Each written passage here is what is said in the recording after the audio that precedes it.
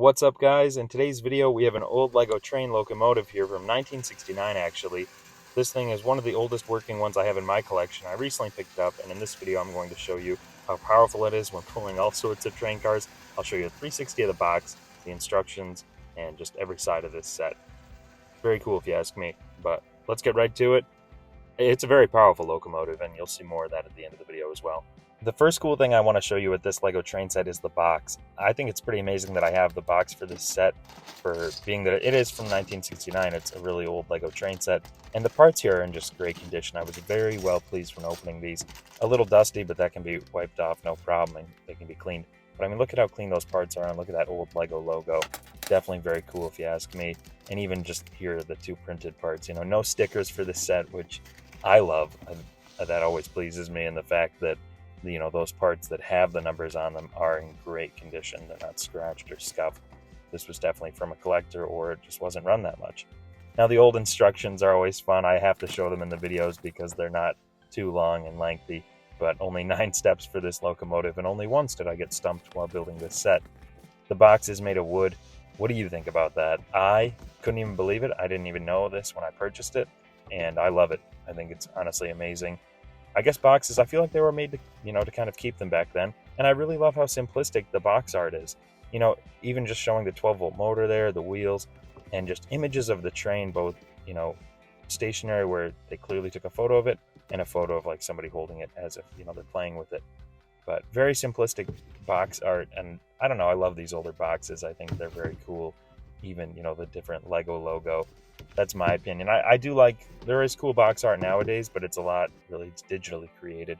Not so much, these older, more simplistic boxes with, I think, just more natural colors or your primary colors. But here we have the locomotive. This locomotive to me is as original as you can get with Lego. I mean, it is a running, working locomotive. However, it's this brick built, this very blocky looking thing. But I think it looks great. I am happy to add this to the collection, and I think it's going to really, I don't know, it's just so different in a way, but hey, it does fit figures in the back if you wanted to put them there, and the new Harry Potter train doesn't even do that.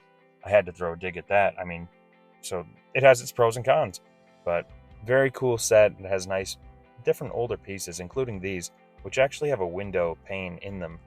It's just one of those older parts that would be called a window instead of like a headlight piece.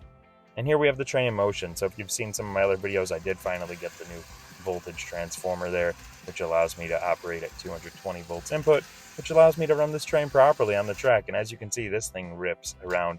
And now I decided, hey, let's hook it up to some train cars here and see what we can pull in an upcoming video. Hopefully within the next, month or so, I want to at least showcase different trains and kind of how much they can pull. So subscribe if you want to see that.